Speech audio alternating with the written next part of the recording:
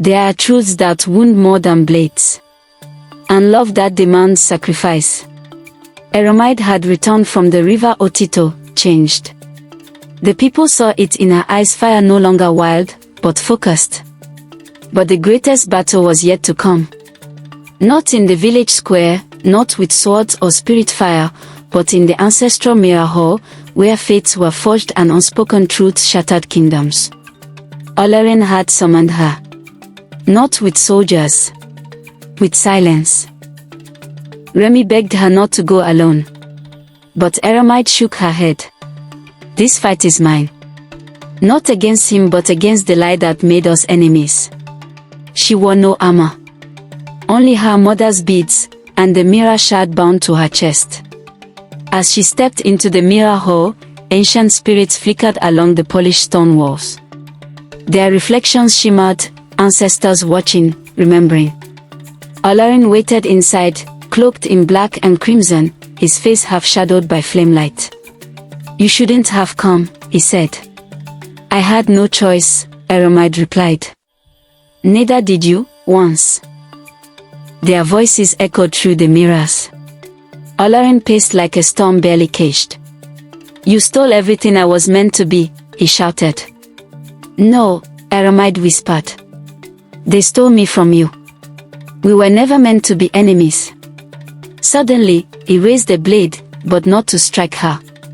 To his own reflection. If I break this, I don't have to see the boy I was, he hissed. Arámidé stepped between him and the mirror. Then let me show you what I saw. She held up the shard.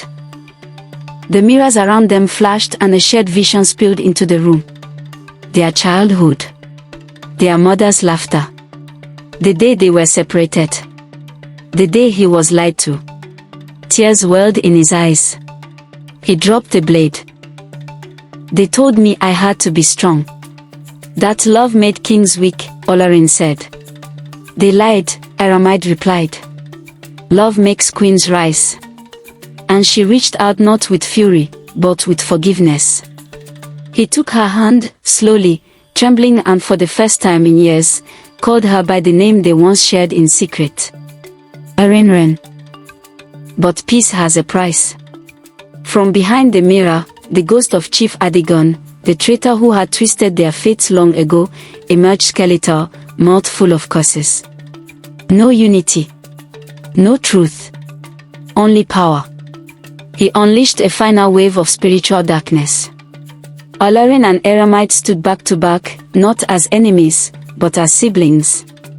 Together, they raised the mirror shard and shattered it against the ancestral altar. A pulse of light flooded the hall. The curse was broken. The ghost dissolved into wind.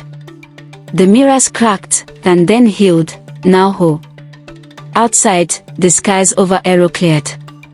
People looked up and felt it, the weight lifting.